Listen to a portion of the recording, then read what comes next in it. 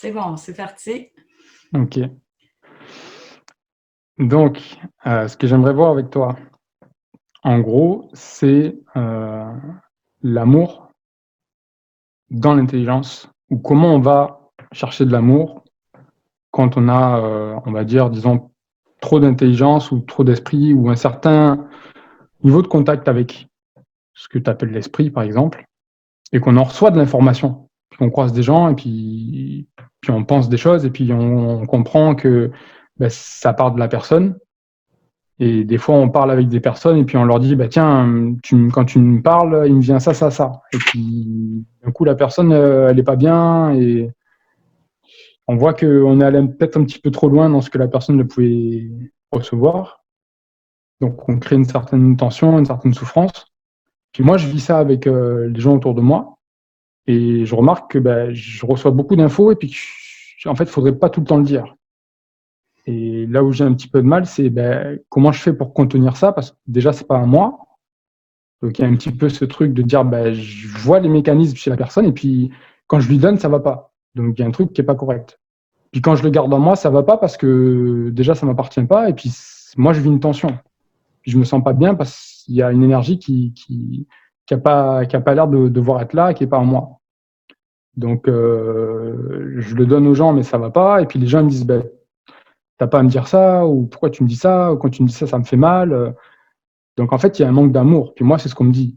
Puis ça m'a pris 1 an et demi là, depuis que je suis tombé sur ce qu'on appelle le supramental, pour réaliser que tout ce que les gens me disaient, c'est ben, ça n'a pas l'air drôle ton histoire parce que, ok, c'est intelligent, tu peux comprendre plein de choses, et puis on voit que ça a du sens ce que tu dis. Mais moi, je voudrais pas être à ta place parce que, enfin, ouais, il n'y a pas d'amour en fait, quoi. Donc, j'en suis venu à dire à mon esprit, par exemple, puisque j'ai cette forme je fonctionne comme ça aussi, un peu comme tu l'expliques avec le rapport de force. Et j'en suis venu à lui dire, ben, si tu ne m'emmènes pas le respect, et puis si tu mets pas un petit peu du coton là-dessus, et puis que ça peut être transmis d'une façon correcte pour les gens, ben, j'en veux pas de ton information. Parce que moi, ça me crée une tension, puis les gens, ça leur crée une tension, et puis je vois pas l'intérêt de faire ça, même s'il y a quand même quelque chose qui passe de toute façon. Mais je veux que ça soit respectueux pour moi et puis pour les gens. Parce que si moi je débite l'information comme ça et puis que les gens ça leur fait mal, ben, quelque part je me respecte pas moi suffisamment pour recevoir l'information correctement. Ah oui, Donc, c'est en quand même, gros, c'est très intéressant comme dynamique parce qu'on voit comment qu'on peut se faire utiliser aussi dans l'événement. Parce qu'on a un esprit, tout le monde a un esprit, puis plus il y a un contact avec l'esprit, ben plus lui va nous donner justement de l'information par rapport à ce qu'on vit, par rapport à ce qu'on est.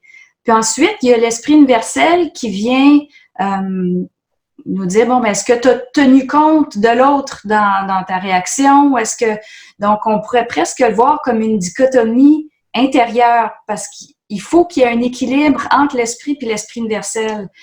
Quelqu'un qui a beaucoup d'esprit, ben, il va avoir un manque face à l'autre. Donc, il va avoir beaucoup de il va faire souffrir l'autre. Puis ensuite, ben, quelqu'un qui a beaucoup d'esprit universel, ben, il va manquer d'identité, il va manquer de définition.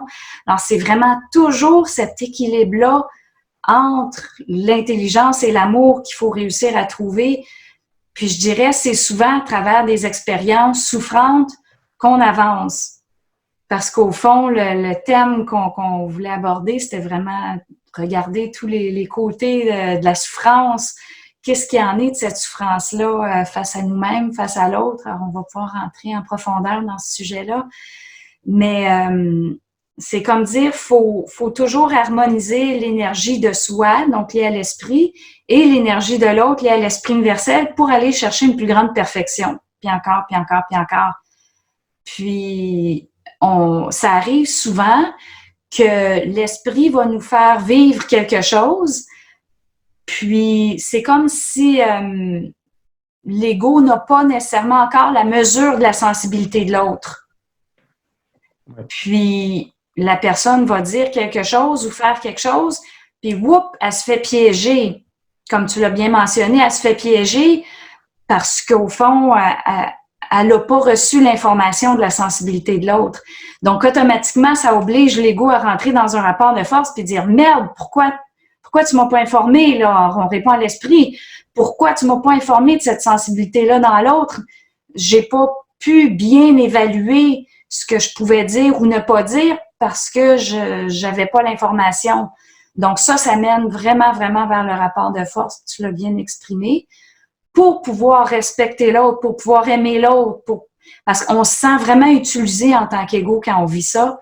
Puis c'est le fait d'en prendre conscience, de le verbaliser, de renvoyer cette colère-là à l'esprit qui permet de dire, bon, ben l'esprit universel doit rentrer, puis je dois avoir la mesure de qui est l'autre. Parce que plus on avance en conscience, plus on devient sensible, plus on ressent l'autre. On croise quelqu'un sur la rue, on ressent tout ce qu'elle est. Parfois, il y en a qui par le toucher, on touche la personne, puis là, on reçoit des vies passées, on reçoit des malaises, on reçoit toutes sortes d'informations. Moi, ça m'arrive beaucoup, beaucoup, même en voiture. Je ressens les personnes devant moi, en arrière de moi, puis c'est très, très difficile parce que j'ai cette sensibilité-là, j'absorbe tout ce qui se passe. Donc, ça devient très difficile parce que comment est-ce qu'on peut conduire, s'occuper de la route quand on ressent la peine de l'un, l'impatience de l'autre, la colère de l'autre.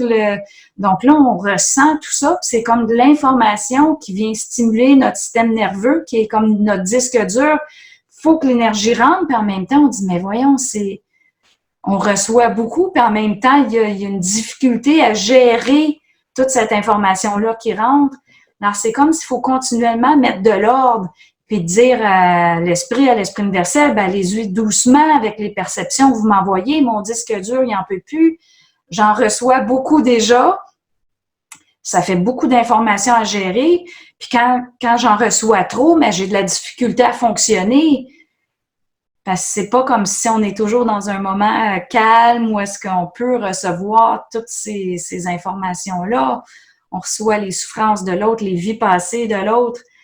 Puis justement, ben ça peut nous faire mal aussi. On dit, oh là là, d'un coup, je ressens de la peine, mais pourtant, c'est même pas à moi, cette peine-là. Donc, on voit à quel point que tout se transmet de plus en plus facilement. On ressent de plus en plus facilement. Puis justement, on ressent la souffrance de l'autre plus facilement. On est capable de capter les mécanismes psychologiques de l'autre aussi plus facilement.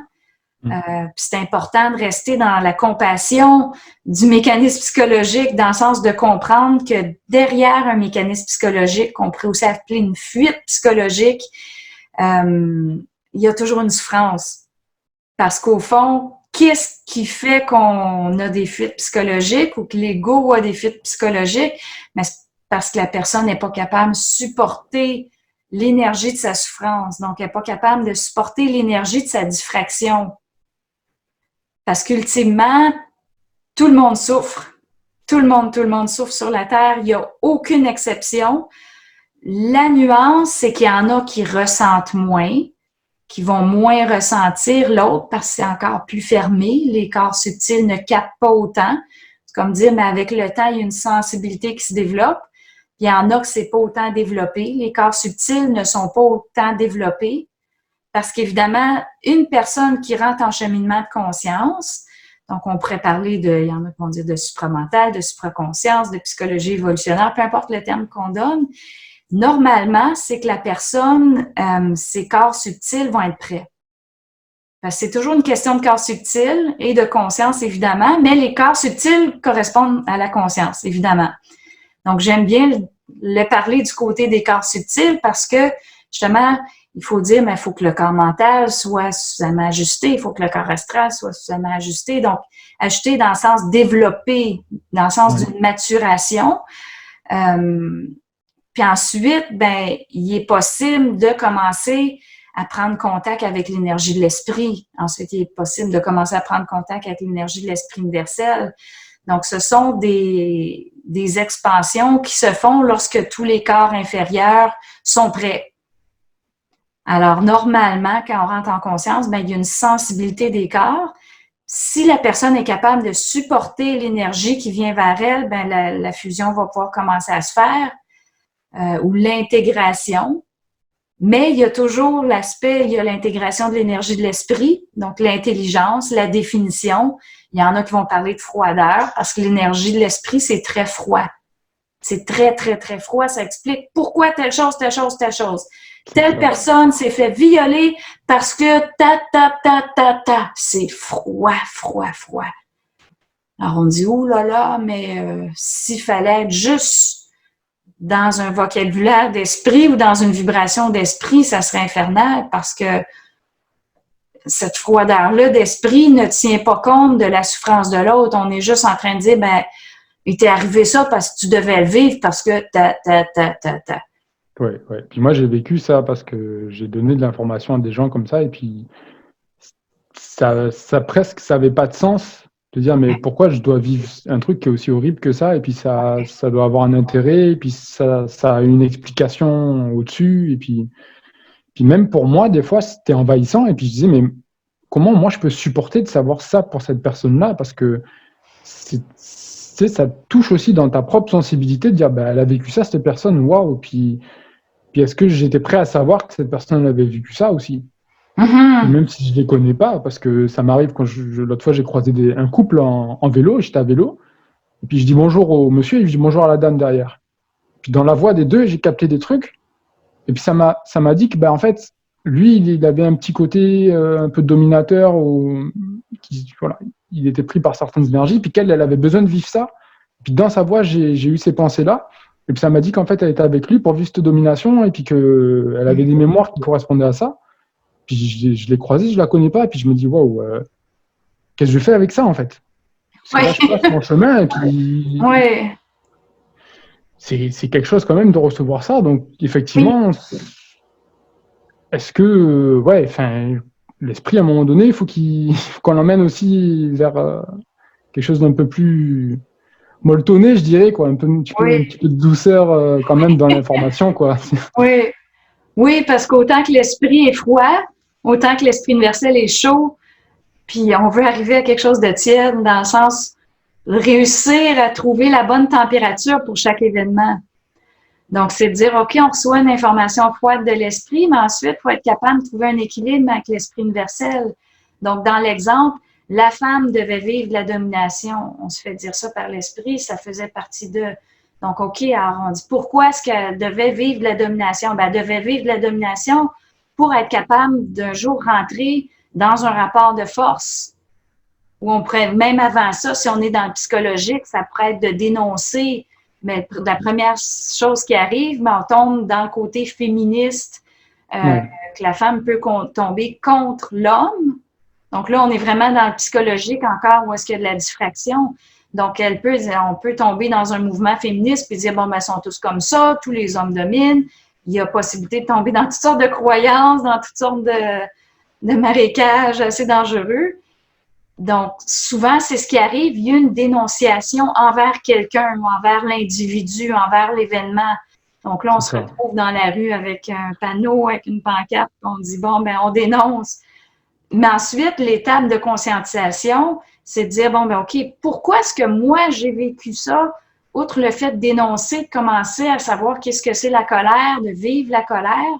Mais ensuite, c'est de dire, bon, ben, la personne qui m'a dominée, elle me domine parce que elle a aussi une entité qui l'amène à me dominer.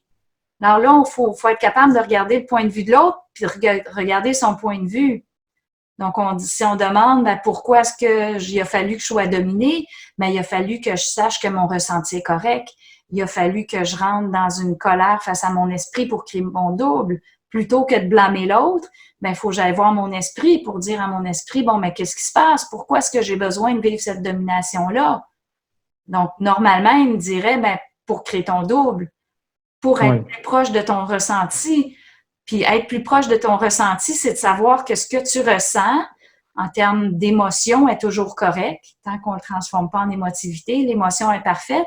Puis ce que l'autre vit, ben, il faut être capable de comprendre la souffrance de l'autre aussi dans l'événement. Donc, celui qui domine, ben, il faut aller voir, OK, pourquoi est-ce qu'il domine? Ben, parce qu'il a peur de perdre sa place, parce qu'il a peur de ne pas être assez bon, parce que.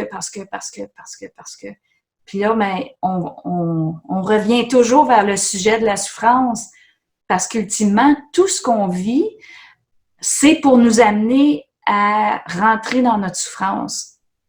Puis peu importe la forme que prend cette souffrance-là. Alors, si on pouvait dire c'est quoi le but de l'incarnation humaine, ultimement, en tant qu'ego incarné, c'est d'être capable de retourner dans notre souffrance. Puis on voit beaucoup de gens qui font vraiment l'inverse quand ils rencontrent la science de l'esprit. Ben, ils veulent pas rentrer dans la souffrance, ils veulent rentrer dans l'intelligence froide. Avoir des réponses, puis ça reste froid. Puis on dit, oh là là, mais là, on n'est pas dans une fluidité d'énergie. On est dans une énergie d'esprit, mais on n'est pas dans l'équilibre entre l'intelligence et l'amour. Donc, il y a comme quelque chose qui se fait enterrer. Puis qu'est-ce qui se fait enterrer? Ben, c'est la souffrance. La souffrance, je dirais, qui est viscérale à la personne. Parce qu'ultimement, disons qu'on posait la question, d'où vient la souffrance? J'en ai déjà parlé un peu dans des articles, dans des vidéos, mais si on résume rapidement, mais la souffrance provient des énergies diffractées. Tout le temps. Donc, elle provient du processus de descente de l'ego humain sur la Terre. Parce que pour descendre sur la Terre, il a fallu enlever de l'énergie. Puis quand on enlève de l'énergie, il y a une souffrance. Automatiquement. Parce que ça garde l'équilibre, en fait. Donc, ça remplace cette énergie perdue par une... Quand tu me dis ça, ça me fait penser à la mémoire de cette énergie. Et la souffrance, c'est la mémoire de cette énergie-là, quelque part. Oui, c'est comme ça déchire, c'est une rupture. Puis la souffrance provient de ce qu'on a pu, de ce qu'on a perdu. Par exemple, du plan supramental au plan surmental, l'esprit universel, on lui enlève quoi? On lui enlève l'amour. On lui enlève l'amour. Donc. Puis du coup, on a les souffrances, genre abandon, ces choses-là. Oui, mais oui, évidemment. Et on vit la mémoire de ça, en fait. On vit la mémoire. Donc, quand il y a rupture, ben, il y a une partie qui se sent abandonnée. Il y a une partie qui peut sentir une sorte de solitude négative. Il y en a un qui abandonne l'autre, donc il peut se sentir coupable. Donc, la culpabilité vient de là. On peut parler, donc finalement, abandon, rejet, culpabilité, une sorte de solitude négative. Donc, tout lien par rapport à l'autre, on comprend que les souffrances de ça sont liées à la première déchirure, liées à la diffraction de l'amour, qui crée ce qu'on appelle du karma. Qu'est-ce que c'est du karma? Ben, c'est tout le mémoriel de la déchirure. Puis un jour, il faut être capable de rentrer dans cette déchirure-là. C'est ça, puis de traverser, en fait, dans l'autre sens. Oui, exactement, il faut remonter. Donc, pour remonter vers le plan supramental, il faut vivre exactement la souffrance de la déchirure, mais il faut être capable de la vivre sans la diffracter. Donc, l'esprit, lui, il fait bien son travail dans le sens qu'il va s'occuper de nous créer des événements. Parfois, il n'y en a pas, on a juste la sensation, mais parfois, la personne a besoin de l'événement pour être capable de rentrer dans cette déchirure-là, puis de dire, bon, ben OK, qu'est-ce que je ressens? Ben, je me sens abandonnée, je me sens rejetée, je me sens coupable. Donc, c'est important pour accéder au plan supramental d'être capable de nommer ce qu'on ressent, puis de nommer ce qui vient. Puis c'est pour ça que vivre l'émotion, ce n'est pas de la diffraction, c'est au contraire l'entrée vers le plan supramental. Ouais. Je vois ce dont tu parles parce que il y a 2 soirs, j'ai vécu ça. Et puis, je me disais, je vais profiter qu'on se parle pour te demander d'essayer d'approfondir cette notion de traverser sa déchirure pour retourner dans l'amour du plan supramental et puis traverser la souffrance de l'autre pour le comprendre. Et en fait, il y a 2 jours, j'ai comme vécu ce phénomène-là.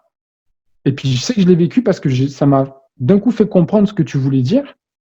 Parce que j'ai vécu une souffrance qu'une personne me disait, moi, tu m'as dit telle chose, puis ça m'a fait souffrir. Puis il faut qu'on en parle parce que je trouve que c'est pas correct. Et si on veut rester en relation, il faut que ça soit arrangé. Donc, je dis, c'est cool parce que déjà, il y a une certaine volonté, et puis une certaine autorité, et puis tu oses me le dire. Et puis moi, ça me fait plaisir que tu me le dises. Donc, on y va. Puis raconte-moi ce que j'ai fait et tout ça. Puis elle m'en parle pendant peut-être 1 heure, 3/4 d'heure, 1 heure. Et puis d'un coup, elle me dit quelque chose, et puis je percute que là, elle me dit, ben, en fait, c'est comme si tu n'assumais pas telle chose. Et puis ça m'a parlé parce que moi, c'est ce que je pouvais reprocher à d'autres personnes, et c'était la souffrance que moi je vivais dans d'autres relations. Et puis j'avais l'impression qu'on n'assumait pas qui j'étais, et puis qu'on m'assumait pas dans la relation. Et ça m'a fait ce déclic, et puis je suis rentré dans une espèce de tristesse, je sais pas, c'était spontané, c'est monté d'un coup, puis ça m'a mis les larmes. Puis en fait, ça a duré 1 heure. Et je peux pas dire que j'étais mal, parce que l'énergie, comme tu disais, l'esprit universel, c'est chaud. Ben, c'était là, et puis c'était comme si j'étais un peu plus complet parce que je vivais cette énergie-là. Et puis ça me faisait souffrir parce que à chaque fois que je vivais cette énergie, ça me faisait pleurer. Puis j'avais une image qui me venait. Puis une scène à une époque avec une personne. Et puis je comprenais que la personne elle me disait, bah là tu m'as fait souffrir. Puis je comprenais ce qu'elle disait, je la vivais la souffrance en même temps. Et puis je savais que cette scène-là, ben, là ça y est, je la règle. Et puis je peux dire à la personne, ben, je suis désolé pour ça, parce que le désolé là, je le vis à l'intérieur et puis je le vis dans la souffrance et puis là je te comprends et puis c'est même pas intellectuel, c'est dans l'énergie que je te comprends en fait. Ouais, Et la personne avec qui j'étais, je lui dis, ben, je comprends comment ça t'a fait mal parce que j'ai l'impression que je vis la douleur que tu as eue dans l'énergie, je la vis la douleur là. ouais. Et c'est allé loin parce qu'après j'ai repensé à beaucoup de personnes et puis même à Jésus dans le sens où je me suis dit, ben, en fait, c'était quoi cette histoire que Jésus il est allé se faire crucifier par amour et puis qu'il y a une histoire de résurrection et tout ça. Et puis dans l'instant, j'ai comme compris que ben, il portait tellement ce principe de l'amour, comme tu le dis, puis comme ça a été dit par certaines personnes, qu'en fait, il est allé montrer que c'était un acte d'amour dans le sens où je supporte tellement cet amour-là que je peux supporter toutes les souffrances qui sont sur la terre parce que il faut que je les traverse pour montrer l'amour, ce que c'est. Et puis se faire crucifier, c'est-à-dire, ben, je peux me faire crucifier par amour parce que l'amour, c'est aussi cette souffrance-là. Puis si je veux retourner à l'amour, ben, je dois traverser toutes les souffrances. Et ultimement, même la mort, c'est une souffrance à traverser. Puis Ouais. je me suis dit, waouh, ben, je peux comprendre qu'il y a une résurrection derrière, même dans le sens métaphorique, parce que moi, j'avais l'impression de vivre une renaissance là, à travers cette souffrance-là. Ah oui, vraiment. Ouais. Donc, L'exemple du Christ sur la croix, il est très bon parce que je trouve le message très fort derrière, c'est que peu importe ce qui arrive dans l'événementiel, c'est comme ça change jamais la conscience. Donc, il y a plus peur, il n'y a pas de peur de la mort. Il y a un contact avec l'invisible. Père, pourquoi m'avez-vous abandonné? Donc, il n'a pas blâmé les autres. Tout de suite, il est allé sur le contact.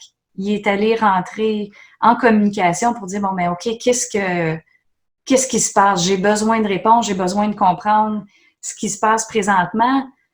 Puis le fait de faire ça, c'est vraiment comme ce qu'on vit dans le quotidien, c'est d'être capable de savoir que peu importe l'événement, il y a une expansion de conscience.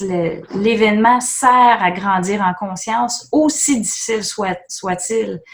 Puis je remarque beaucoup dans ma vie, c'est à chaque fois qu'il y a une souffrance, plutôt que de la fuir, mais il faut faire exactement l'inverse, il faut plonger dedans. c'est ça. Puis plus ça fait mal, plus on plonge, puis on dit j'y vais, j'y vais, j'y vais. Puis ton exemple de tantôt, il est fantastique parce que parfois, les gens vont préférer pas se parler plutôt qu'aller où est-ce que ça fait mal, plutôt que de se mettre en situation de vulnérabilité face à l'autre parce qu'on sait que l'échange peut mener vers quelque chose. Est-ce que c'est une fin de relation? Est-ce que on ne sait pas ce qui est dans l'échange ou ce que nous réserve cet échange-là, ce que l'autre peut dire, ce que l'autre peut vivre dans ça. Donc, c'est d'être capable de dire, je vais communiquer à l'autre ce que je vis, ce que je ressens, au risque de perdre la relation, au risque de perdre, au risque. Mais évidemment, cet échange-là se fait beaucoup dans le respect, se fait dans la sensibilité de l'autre. Donc, si on est capable d'être dans l'intelligence puis dans l'amour, ben cet échange-là, on peut dire chacun peut se permettre de plonger dans la souffrance, puis plonger. On va aller jusqu'où ça fait le plus mal. Puis après ça, on peut dire, mais wow, la relation est extraordinaire parce qu'on est capable d'aller dans nos souffrances ensemble. On est capable de se dévoiler. Donc, on n'a plus de masque. c'est ça. Puis c'est un peu ça le piège de l'esprit froid. Ben là, on y va pas. Tu sais, on dit froid tout de suite. Je regarde mon non-verbal, les mains qui ferment. On met un mur, on veut pas y aller. Donc, on coupe la communication, on coupe notre ressenti face à l'autre. Donc, on reste dans la dualité. Parce qu'au fond, qu'est-ce qui se passe lors de la diffraction du principe de l'amour? Ben, il y a la perte de l'unité. C'est vraiment le point central. Comment est-ce qu'on a créé la souffrance dans un premier temps? Ben, ça a été de briser l'unité avec l'autre. Alors, quand on parle de diffraction de l'amour, d'amour diffracté, qu'est-ce que ça veut dire? Ben, il y a toujours un problème d'unité. Peu importe le versant qu'on le regarde. Parfois, je mentionne, ben, soit que la personne ne va pas comprendre l'unité, donc elle va se soumettre à elle. Donc, c'est ce qu'on voit dans le milieu spirituel. Donc, c'est comme si l'unité est perdue parce qu'on n'en fait plus partie. On est soumis. Donc, déjà, on ressent la dualité dans ce qu'on peut appeler la spiritualité New Age. Donc, on a cette perte-là de communion avec l'autre. Alors là, ben, on se retrouve avec des entités surmentales qui nous disent, ben, c'est pas grave, tout va bien aller. Quand on fonce, non, ça se passe pas bien du tout parce qu'on fait pas partie de l'unité, c'est toujours double. Puis l'autre côté, que justement, que là, c'est comme si l'amour diffracté, mais la personne la prend pour elle. Parce qu'elle ne peut pas supporter sa souffrance face à l'autre.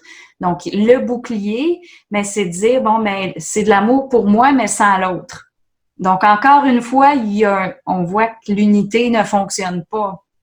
Parce que la personne, ben, c'est comme si elle est le centre du monde, toute seule. Oui. Puis il faut faire comme elle, sinon ouais, ça va pas, puis elle ne vienne pas, quoi. Ouais, donc là, ben, on s'en va vers la froideur de l'esprit quand on prend cette voie-là.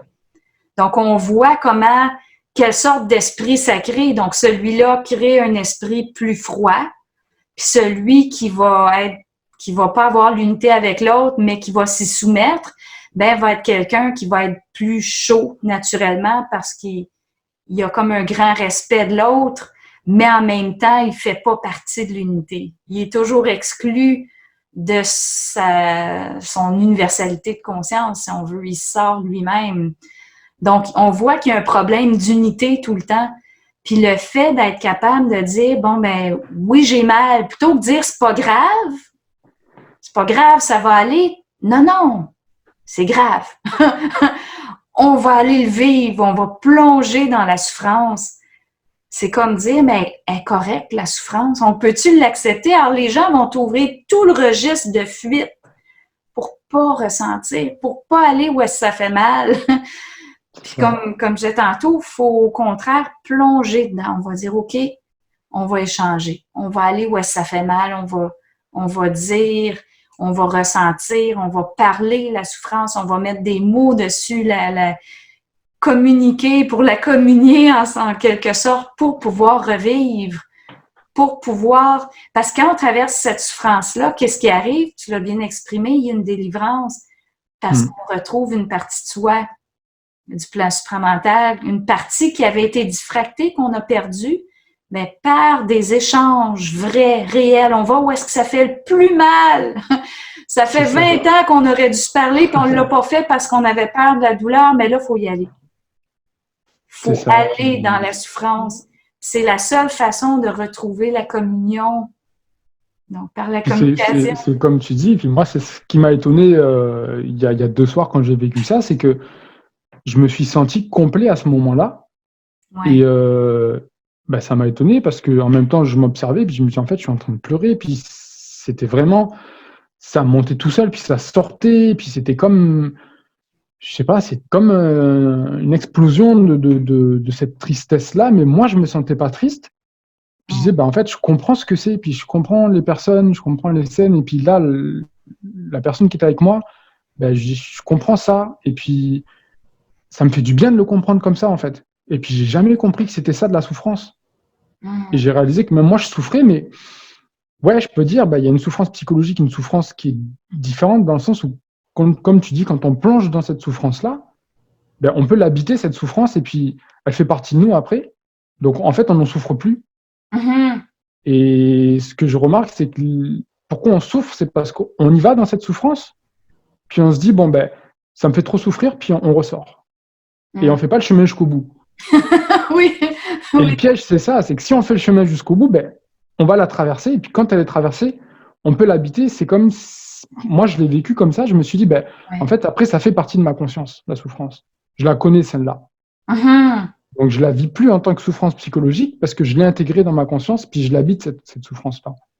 Ah oui. Donc, au fond, c'est l'énergie diffractée qu'on a traversée. Donc, c'est bien dit parce qu'on la connaît. Puis une fois qu'on la connaît, on peut la reconnaître chez l'autre aussi. Ouais, c'est ça. Et puis, il n'y a que comme ça Oui, qu'on peut réellement rentrer dans une espèce de compassion ou ah ben dans quelque oui, chose de réel, quoi. oui. Parce que quelqu'un qui s'empêche de souffrir, qui n'y va pas, qui va être beaucoup dans la froideur de l'esprit, ben, il ne pourra jamais comprendre la souffrance de l'autre. Il ne pourra jamais comprendre qui est l'autre. Il ne pourra jamais rentrer dans l'amour face à l'autre parce qu'il ne se permet pas d'y aller. Donc, c'est Donc, en fait, très on bien pourrait dit. dire, si on veut comprendre l'autre et puis réellement pouvoir être présent pour lui quand la personne souffre, ben, il faut que nous, on soit capable de vivre nos propres souffrances. Et puis, comment aimer l'autre? Ben, aime-toi toi-même. Ça veut dire, en fait, respecte-toi suffisamment pour faire ton travail à toi. Et puis, tu seras capable de comprendre le travail que l'autre a à faire. Ouais, Et puis, tu pourras réellement être présent pour elle. ouais. C'est de dire plonge dans ta déchirure parce que c'est cette déchirure-là qui te sépare de l'autre. Donc, qui te sépare du plan supramental parce qu'au fond, sur le plan supramental, nous sommes tous liés, tout le monde est uni.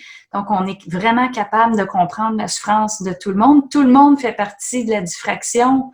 Tout le monde sur la Terre, on est le résultat de la diffraction, on est le produit de la diffraction.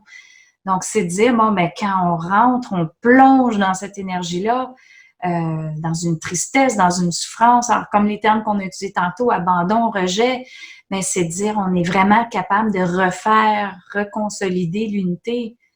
Parce qu'on revient souvent à la réalité, ouais, ben, on s'occupe de soi, mais s'occuper de soi, ultimement, mais sur le plan supramental, c'est aussi s'occuper de l'autre.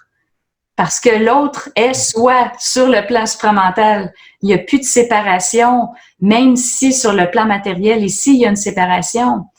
Donc, plus je comprends la souffrance de l'autre, ben, je pourrais dire, plus je la vis, plus je comprends la souffrance de l'autre, plus je vais pouvoir protéger l'autre.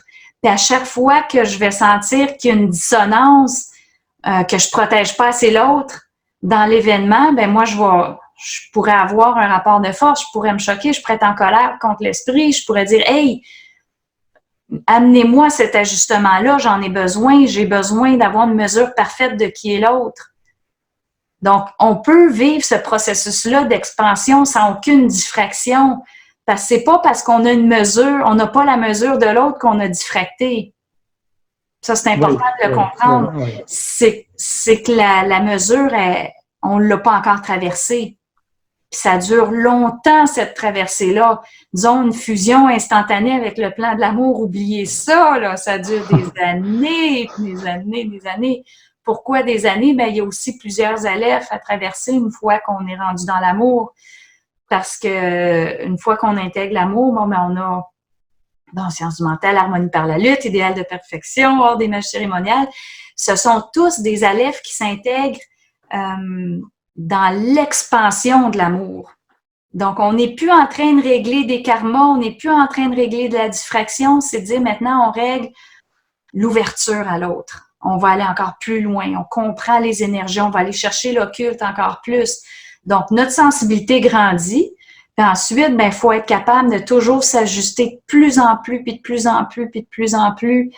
Je pourrais donner un exemple. Par exemple, il y aurait un couple, soit l'homme ou la femme doit quitter dans un autre pays pour 1 an, 2 ans.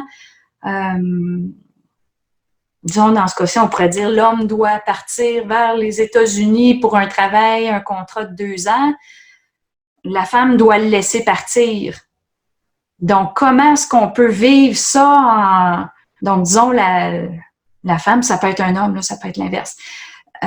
Disons que la femme, elle se sent déchirée, elle se sent torturée, elle se sent abandonnée. Donc, l'événement servirait à faire sortir cette déchirure-là qui pourrait être très, très forte, extrême. Puis ensuite, c'est de dire, OK, ben, faut que je sois capable de le vivre.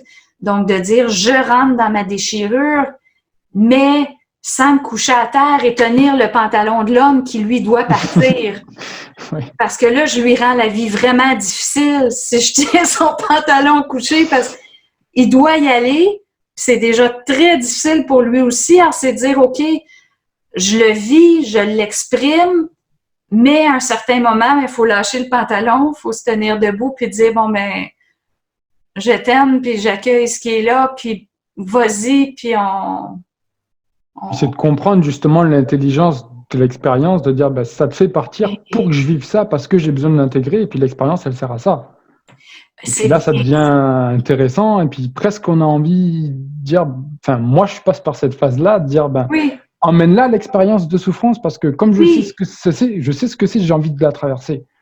Puis même quand elle est là, ça évite pas la peur, ça évite pas on devient pas, comme on pourrait dire, masochiste de cette souffrance-là, à dire, ben, je veux souffrir parce que c'est bien, je veux vivre ma déchirure et tout ça, parce que il y a quand même le côté psychologique de la souffrance. Ouais. Mais quand elle est vécue d'une façon réelle, on dirait, on a l'intelligence avec, en fait. C'est ça qui va changer l'événement. C'est qu'on a l'intelligence de pourquoi on la traverse, la souffrance, quand on la vit. Puis on sait que si on est capable de vivre cette déchirure-là, donc dans l'exemple, disons, la femme avec l'homme, si on est capable de la vivre, de la traverser, ben, l'amour va être encore plus grand. L'amour va être encore plus beau parce qu'il va avoir eu de l'amour et de l'intelligence, puis un équilibre entre les deux. Puis je trouve ça, la façon que tu exprimais, ça m'a fait penser à un exemple qui est quand même assez connu. Ceux qui connaissent un peu les enregistrements, Bernard de Montréal, il disait, mais enlevez-moi pas mon cancer. Laissez-moi vivre mon expérience. Ça revient vraiment à ça, c'est de dire, ben, mon expérience me sert tellement dans ma conscience. Donc, comme le Christ sur la croix, comme la rupture qui est très difficile, c'est de dire, mais elle est tellement belle, cette traversée-là, parce que je ne pourrai plus jamais être le même ou la même, parce que je suis allée chercher une partie des énergies diffractées. Puis je réalise, plus j'avance en conscience, mais plus la souffrance est grande, mais en même temps, plus je suis capable de l'accueillir, parce que je plonge dedans, puis je récupère quelque chose. Donc, je vis quelque chose d'expansif à chaque fois. C'est toujours plus grand. Je m'en vais vers quelque chose de plus grand. Puis ce qu'il faut comprendre, c'est que si on vit l'expérience, c'est parce qu'on est supposé d'avoir une conscience plus grande. Quelqu'un qui a une petite vie tranquille, que tout va bien, qui n'a pas de rupture, qui n'a pas de remous, mais c'est pas mal le statu quo. On est dans une zone de confort. Mais plus on apprend à gérer la zone d'inconfort de la souffrance, mais plus la conscience peut grandir parce qu'on prend vraiment beaucoup d'expérience quand on traverse la souffrance. Puis, on en vient même à trouver ça beau. C'est ce que j'allais dire, parce que quand je t'écoute parler, quand tu dis plus j'avance dans la conscience, plus je plonge dans la souffrance, et puis ça me permet de vraiment me définir. Et puis, j'ai l'impression que plus on en traverse, tu dis on est capable de les supporter, parce qu'en fait, on les comprend mieux, puis on sait mieux pourquoi je la traverse, et puis d'où elle vient, et puis quelle part de ma conscience elle est. Donc, en fait, je vais la traverser parce que je la veux, cette part de ma conscience. Mm-hmm. Puis c'est presque de dire ça a plus d'impact, la souffrance en elle-même, parce que on sait que c'est la forme que prend la conscience. Donc, on traverse la forme, puis on est dans la conscience à la fin. Donc, ça devient intéressant. Oui. Puis on retrouve une unité encore plus grande avec l'autre après l'avoir vécu. Puis c'est ça qui devient intéressant. C'est ça qui devient intéressant. Parce que moi, on me dit, pourquoi tu donnes pas l'information aux gens et puis ils l'apprennent comme ils l'apprennent, et puis de toute façon, s'il l'entend, ce qu'il devait l'entendre, puis il doit être capable de la recevoir. Donc, c'est pas ton problème comment il la reçoit. Puis moi, ça m'a fait tilt parce que je suis passé par une phase comme ça où je disais les choses aux gens. Et puis, ça te fait mal, tant pis, c'est que tu as un truc à vivre, et puis vis ta souffrance, et puis si tu as mal, tu as mal. Et puis maintenant, quand on me dit ça, je dis non, parce que aujourd'hui, pour moi, ça doit changer, parce que je suis plus capable de donner ça aux gens si ça leur fait mal. Je veux leur donner, mais je veux aussi que ça soit bien pris. Ouais. Et ouais. Plus on comprend la souffrance de l'autre, mais plus on va être attentif à la nuance, à la couleur de comment est-ce qu'on le dit, parce qu'il y a toujours une façon de parler à l'autre, d'exprimer à l'autre. Donc, quelqu'un de vraiment transparent pourrait, puis que la personne est capable de recevoir, ben, on pourrait vraiment aller très loin dans le dialogue, puis dire, ben, face à toi, comme l'exemple de tantôt, mais je suis obligée de te laisser partir. Puis oui, ça me fait de la peine, puis je vis ci, puis je vis ça, puis je me sens rejetée, puis ça déchire. Mais je suis très consciente que c'est pas toi qui me rejette, ça fait partie de la déchirure pour que je me rapproche de toi. Donc, on est capable de l'exprimer. On peut aussi exprimer le fait de dire, ben, disons que les deux personnes, un à New York, l'autre en France, de dire, bon, ben, OK, ben, j'ai vécu tes rapports de force lorsque tu es parti, puis j'ai dit à mon esprit, mais c'est effroyable ce que tu me fais vivre, c'est insupportable, ça n'a pas de sens. On peut même avoir reçu je dirais, des pensées qui rapprochent du côté suicidaire, mais sans qu'il y ait le suicide, tu sais. C'est de dire, mais la souffrance était tellement grande que si je contenais pas mes énergies, une entité aurait pu rentrer puis m'amener à dire, mais c'est fini. Mais au fond, c'est l'ego récupère cette énergie-là et la renvoie en rapport de force puis dire, vous m'avez amené au bout de ma souffrance, puis j'ai été capable de la contenir, puis le fait d'être capable de le vivre puis dire, wow, je l'ai traversé, cette souffrance-là extrême, puis ça me rend tellement sensible face à l'autre, ça me rend tellement, je comprends tellement. Donc, on rentre dans la compréhension de qui est l'autre à un niveau tellement grand, tellement extrême que c'est là que l'unité se refait. Donc, c'est comme dire le passage vers le plan supramental demande le passage de dire, mais je traverse l'expérience extrême qui est comme celui qui passerait par le suicide, mais dire je le fais, mais avec aucun suicide, parce que je contiens la totalité de ma souffrance en dedans de moi, puis je suis capable de le vivre. Parce qu'elle est grande, la souffrance. Là. Pour aller au plan supramental, là, c'est pas une petite souffrance, c'est immense. Immense, immense, pour être capable de comprendre la perte de l'énergie qu'on a diffractée lorsqu'on a quitté, mais aussi la perte de la contrepartie, donc celui qui rejette, celui qui se sent abandonné. Il faut vraiment être capable d'intégrer les deux côtés pour dire, bon, mais la souffrance, je l'ai vécue intégralement, j'ai traversé mon désert, mais maintenant, ça fait partie de moi, ça fait partie de mes énergies. Donc, je récupère ma lumière, je récupère ce que j'avais perdu. Parce qu'au fond, la fusion avec l'esprit universel, c'est de récupérer l'énergie solaire perdue. Donc, quand on parle de mémoire solaire, mais c'est d'être capable de dire, bon, mais la mémoire solaire, je vais aller la récupérer. Puis la mémoire solaire, ben, c'est la mémoire de cette unité-là face à l'autre avant la déchirure. Donc, c'est de dire, bon, ben, OK, ben, comment est-ce qu'on la vit? Ben, on traverse la déchirure, puis on récupère les mémoires solaires. En fait, c'est quand ça me vient, ce que tu dis, ça me vient comme ça, c'est qu'on traverse la mémoire karmique, donc en fait la souffrance, et puis on va l'allumer, cette souffrance-là, et puis on va y mettre la lumière, puis on va y mettre la lumière d'unité, la lumière de la source ou du plan auquel elle correspond, et puis ce qu'on appelle une mémoire solaire à ce moment-là, ben, la mémoire solarisée presque, j'ai envie de dire, le retour de l'énergie solaire dans la mémoire qui était karmique, puis qui n'est plus, et puis ça devient notre conscience, et puis on la connaît, cette souffrance, on la connaît, cette mémoire, puis on l'habite, puis on peut la vivre, puis on peut la comprendre chez les autres. Oui, c'est totalement bien dit. Donc, du plan supramental, on pourrait dire, dans le plan supramental, c'est comme dire, c'est la perfection, c'est l'unité absolue. Tout est comme parfait, là. Puis, lorsque ça déchire entre le plan supramental et le plan surmental, ben c'est toute cette charge-là qu'il faut être capable de retraverser. Donc, il faut solariser la mémoire de la déchirure pour retrouver l'état de mémoire solaire du plan supramental. Donc, on solarise la mémoire de la déchirure.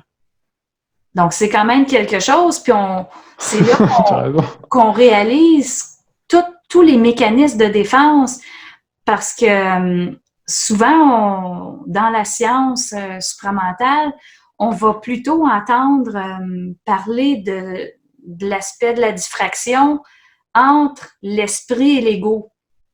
Puis on n'en parle pas beaucoup entre l'esprit universel puis l'esprit.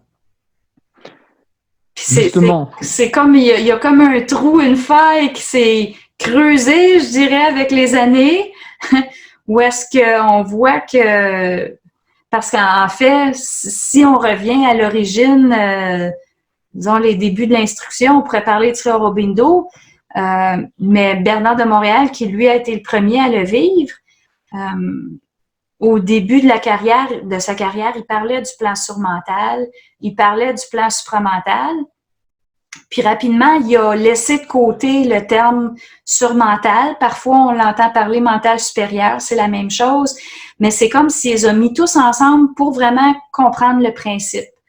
De dire, bon, ben, qu'on comprend qu'il y a une énergie qui est perdue, qu'il faut aller récupérer. Puis là, ben, il a mis davantage de son axe sur la diffraction entre l'esprit et l'ego, donc d'où le rejet qui se retrouve dans le plan astral. Donc, d'accord. Parce qu'au fond, qu'est-ce qui arrive lors de la diffraction de l'esprit pour devenir l'ego? Mais c'est pas du tout comme ce qu'on a dit tantôt du plan supramental au plan surmental, donc de l'esprit universel à l'esprit. Qu'est-ce qui se passe quand c'est l'esprit qui perd l'énergie de l'intelligence cette fois-ci? Ben, l'ego perd la compréhension liée à l'événement. Donc, liée à l'esprit qui crée l'événement. Donc là, on est beaucoup dans une énergie de colère, de rapport de force, puis de froideur pour dire, bon, ben ça me prend des réponses, tac, tac, tac, tac, tac, tac. Donc, c'est cet aspect-là qui a été mis de l'avant. Je dirais presque uniquement, mais je pourrais pas dire totalement. Le reste a quand même été montré ou abordé, mais très peu. C'est comme si ça n'a pas été retenu par la masse psychique des gens qui avançaient en conscience. Donc, il y a eu beaucoup d'accent vers récupérer l'énergie diffractée de l'esprit et non pas de l'esprit universel. C'est important que ça soit fait comme ça pour que les gens puissent créer leur double. Donc, sans qu'on retourne vers une étape de spiritualité où est-ce qu'on est soumis. Donc, il fallait vraiment briser la soumission complètement. Donc, ceux qui l'ont vu comme ça, qui sont rentrés beaucoup dans l'intelligence, le processus est quand même parfait parce qu'on dit, bon, ben on élimine ce qui fonctionne plus. Il y a un gros ménage qui se fait. Puis, on dit, bon, ben OK, ben maintenant, j'ai besoin de comprendre qu'est-ce qui se passe, pourquoi est-ce que je vis ce que je vis. Puis, il y a vraiment un rapport très fort entre l'ego et l'esprit qui se développe. Mais le piège, c'est qu'on peut grandir le fossé entre l'ego et l'esprit universel, où est-ce que justement le rapport à l'autre devient très, très déficient. Donc, on dit, bon, ben OK, alors on rentre dans l'intelligence, on rentre dans la compréhension, pourquoi est-ce qu'on vit ce qu'on vit, on rentre dans la froideur, mais c'est une étape, puis idéalement, c'est d'être capable de vivre cette étape-là sans perdre le cap de l'esprit universel. Parce que sinon, ben, on crée un fossé, puis ensuite, faut être capable de dire, oh là là, mais tout mon rapport à l'autre, ce que j'ai pas compris, ben maintenant, il va falloir que j'y aille. Puis je me suis vraiment créé beaucoup de karma parce que j'ai pas été capable de vivre l'axe de l'esprit universel. Parce que plus on est froid, mais plus on perd le rapport à l'autre. Donc, c'est de dire, on va jusqu'au bout de l'expérience de l'esprit qui diffracte l'énergie de l'esprit universel. En parlant de ça, c'est intéressant ce que tu dis, parce que ce qui m'était venu plus tôt, c'est que quand on parle de définition de conscience, on l'entend, enfin moi en tout cas, je l'ai plus entendu comme un rapport entre l'ego et l'esprit. Ouais. Pour que l'ego rentre dans l'intelligence de l'esprit et qu'il se définisse pour dire, ben, tu me mets tel et tel et tel choix devant moi, ben, je décide que je prends celui-là, et puis tu peux faire tout ce que tu veux, je veux prendre celui-là. Et puis là, je me définis dans ma conscience, et puis je vais la vivre au bout, cette expérience, et puis après, on voit ce que ça donne, puis on continue. Et dans le même ordre d'idée, est-ce qu'on ne pourrait pas parler d'une définition de conscience pour l'esprit vis-à-vis de l'esprit universel? En fait, l'ego peut rentrer en rapport de force avec l'esprit pour demander à ce que l'autre soit toujours tenu en compte. Comme un des premiers exemples, tu disais, si on se fait utiliser par l'esprit pour faire souffrir l'autre, parce qu'on n'a pas été capable d'avoir une mesure de qui est l'autre. Donc ça, évidemment, ça peut mener vers un rapport de force puis dire, j'ai besoin que tu me donnes la mesure de qui est l'autre pour que ma parole soit ajustée face à l'autre. Je ne veux pas être utilisée pour générer une souffrance parce que ma parole peut être difficile pour quelqu'un puis passer de manière très fluide pour une autre. Il y a des gens qui peuvent recevoir ce que je dis, il y a des gens qui ne peuvent pas recevoir ce que je dis. Donc, c'est de dire, bon, mais là, tu t'organises pour que ma parole soit toujours ajustée à la personne à qui je parle. Si ma parole n'est pas ajustée, qu'est-ce qui arrive? Je vais en souffrir beaucoup, beaucoup, beaucoup, beaucoup parce que je me suis fait jouer dans le sens que j'avais pas une mesure totale de la sensibilité de l'autre ou de comment l'autre pouvait me recevoir. Si j'ai pas cette mesure-là, moi, je suis obligée de rentrer en rapport de force. Je suis obligée. C'est ça. Donc, ça passe par le rapport de force. Donc, c'est vraiment l'ego presque en opposition avec l'esprit pour que l'esprit se tourne vers l'esprit universel, en fait.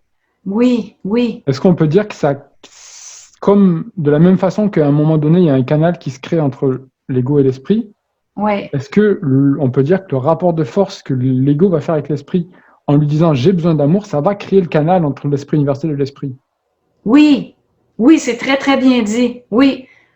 Faut que ça ouvre aussi parce qu'une fois que l'ego, disons, termine sa fusion avec l'esprit, ben là, c'est l'esprit universel qui doit rentrer dans l'esprit pour pouvoir rentrer dans l'ego. Donc, parce qu'au fond, ça passe toujours par l'esprit. L'esprit universel ne peut pas envoyer à l'ego directement. Faut que l'esprit intègre l'esprit universel. Donc, oui, le rapport de force est quand même maintenu pour dire, ben là, ça me prend une mesure parfaite tout le temps dans ma parole, dans mes actes, de où se situe l'autre. Puis parfois, il faut vivre le faux pas, qui n'est pas de la diffraction, qui est un manque d'information. On se fait piéger. C'est ça. Puis c'est fait pour qu'on rentre en rapport de force, qu'on dise ton faux pas, tu le corriges parce que j'ai besoin d'amour qui est en amont. Ouais. Puis il y a un truc qui me vient, qui me fait vraiment bizarre. Bizarre, ça me crée un petit peu quelque chose là parce que en fait, ça fait des semaines que je suis dans une colère. Et puis je l'envoie à l'esprit, et puis que je sens ce feu en moi, puis que je l'ai, puis que quand je parle avec les gens, je sens que ça monte de suite, comme là, je sens que ça monte, et puis que je commence à avoir cette colère-là. Mm-hmm. Et vu les retours que j'ai eu des gens, et vu ce que je comprenais de ce mécanisme-là, je renvoyais beaucoup de feu à l'esprit. Et puis d'un coup, j'ai l'impression de comprendre que, mince, en fait, l'esprit ne peut pas faire autrement que de faire son job d'esprit. Puis l'amour, il l'a pas, puis il envoie l'info comme il l'envoie, puis il manipule l'ego comme lui, il sait faire.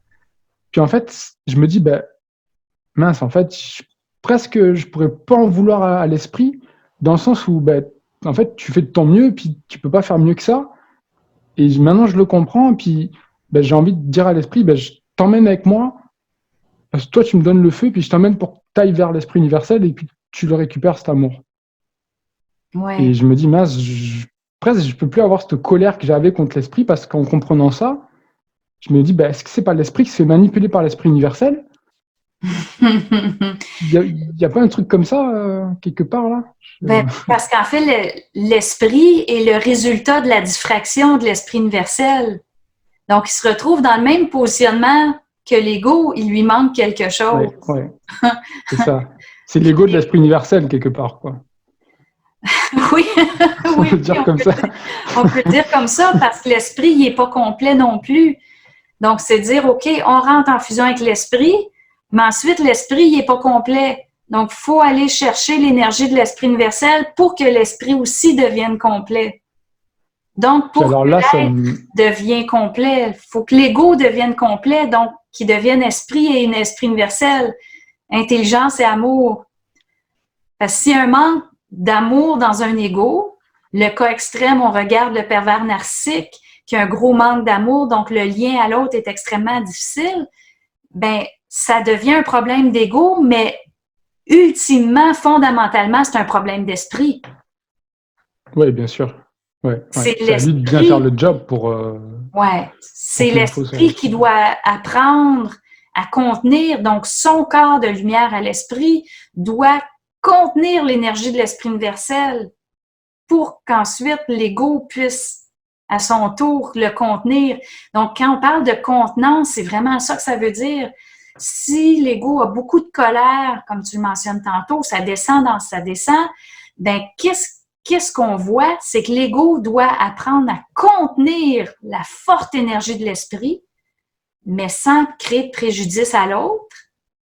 Donc, le fait que l'esprit universel est en arrière, c'est comme dire, ça force l'ego à ne pas diffracter l'énergie de l'esprit.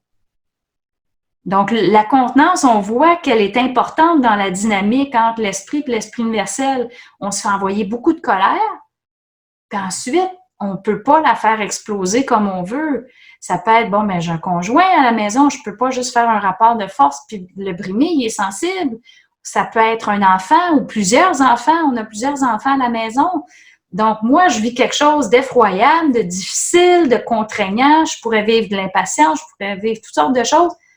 Mais il faut que je le contienne par respect pour l'autre. Donc là, c'est toute la contenance de l'énergie de la colère qui reste dans le système nerveux qu'on doit être capable de dire « je contiens ». C'est vraiment cette contenance-là qui permet la fusion.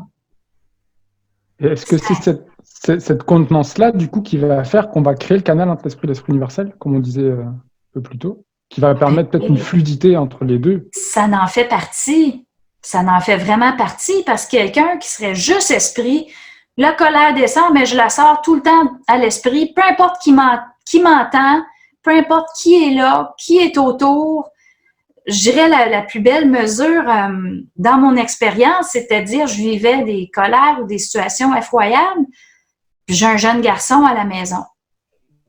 Puis je peux pas le faire payer le prix, il faut tout que je contienne en dedans de moi, mais c'est contenir dans le sens j'aime tellement l'autre que je vais maintenir cette énergie-là en dedans de moi, puis je vais la sortir à un moment où est-ce que l'événementiel va me le permettre.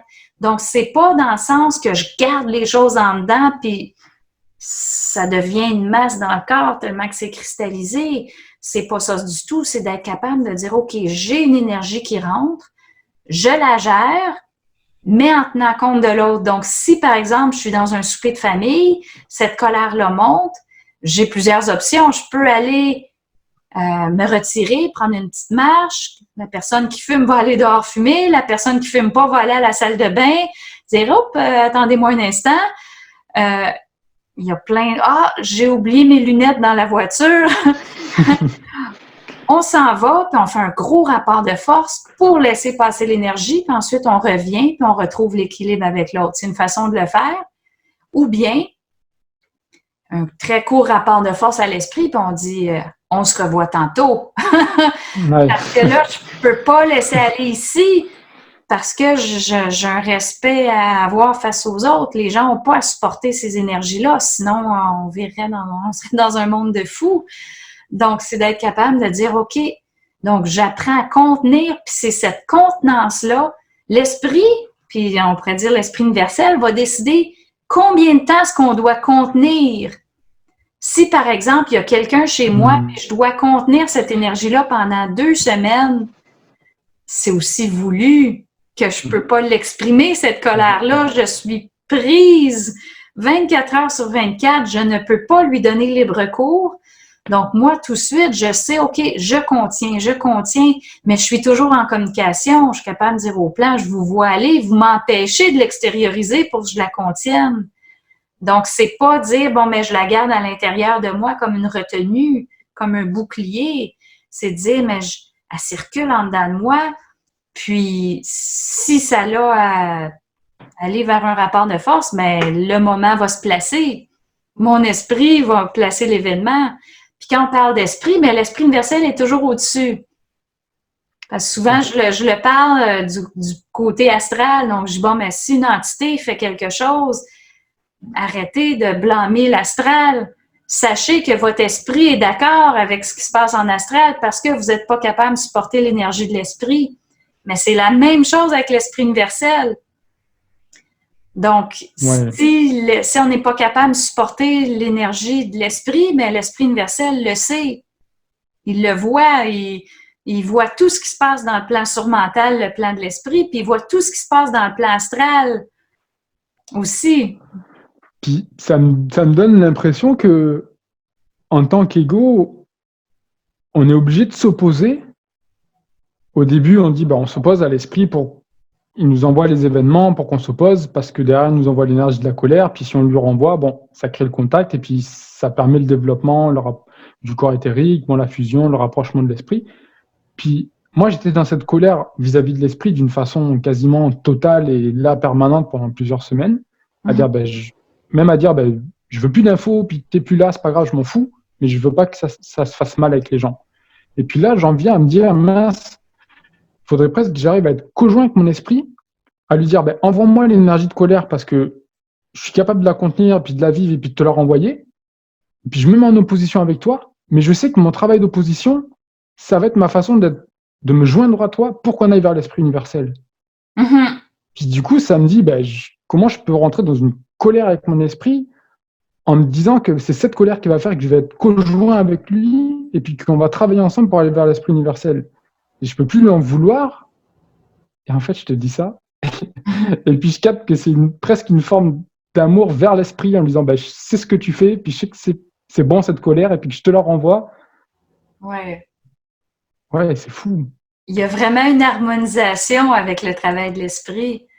Parce que plus on avance, plus on comprend que l'événement que crée l'esprit, même si ça nous crée une tension, un rapport de force, c'est pour récupérer nos énergies diffractées. Donc, c'est pour vraiment être capable de faire un avec l'esprit, parce que l'esprit nous envoie la colère pour qu'on soit capable de lui renvoyer, pour qu'il y ait une circulation de l'énergie entre l'esprit et l'ego, pour que les deux deviennent le même. Donc, l'ego prend le contrôle du robinet de la colère de l'esprit ou de l'énergie de l'esprit. Donc, c'est vraiment un partenariat qui se crée entre l'ego et l'esprit. Donc, il arrive un événement, rapport de force, on comprend pourquoi, on comprend qu'est-ce qui se passe. Donc, il y a vraiment le processus de fusion se fait par cette communication-là avec l'esprit, donc par la communion avec l'esprit pour dire, OK, tu me casses les pieds pour qu'on fusionne ensemble, pour qu'on se parle, pour que j'arrête de blâmer tout ce qui est à l'extérieur, puis je commence à m'informer sur pourquoi ce que je vis, pourquoi les oppositions que je vis sont si importantes. Il faut que je le comprenne, puis plus on rentre dans la fusion avec l'esprit, justement, plus on comprend pourquoi on vit ce qu'on vit. Puis ensuite, l'esprit universel va commencer de plus en plus à rentrer dans la partie. Il y en a qui vont être naturellement plus près de l'esprit universel, donc ça va se faire très facilement. Ça va être plus difficile d'aller chercher l'énergie diffractée de l'esprit. Il y en a que c'est plus difficile d'aller chercher l'énergie diffractée de l'esprit universel. Donc, on voit, il y a toutes sortes de configurations psychiques en fonction de comment s'est produite la diffraction. Mais ultimement, c'est de dire, faut avancer dans les deux. Donc, récupérer l'intelligence diffractée, récupérer l'amour diffracté, puis dire, OK, on avance avec équilibre, on avance, puis dire, on traverse la souffrance, parce qu'il y a toujours la souffrance en arrière, la souffrance de ne pas comprendre sa vie. Ça, c'est beaucoup lié à l'esprit, comprendre pourquoi ce qu'on vit, et la souffrance liée à l'autre, donc la perte de l'unité qu'on doit aller chercher par la fusion là, avec l'esprit universel. Donc, c'est quand même un processus qui est complexe, qui demande beaucoup d'agilité, beaucoup de discernement, beaucoup de lucidité, beaucoup de rapport à soi, beaucoup de rapport à l'autre. C'est ça, de définir. Ouais, je trouve la conscience, c'est beaucoup un travail de définition de rapport à soi. Comprendre ce qu'on vit, qu'on peut aller chercher avec l'esprit, mais comprendre l'autre. Comprendre la souffrance de l'autre. Puis dès qu'on voit quelqu'un qui est en mécanisme de défense, mécanisme psychologique, c'est de ne pas tomber en réaction face à ça, mais de comprendre il y a des entités derrière la personne parce que la personne a une souffrance qu'elle ne peut pas supporter. Donc oui, je peux dénoncer l'entité, mais en même temps, je dois être capable de toucher à la souffrance de cette personne-là.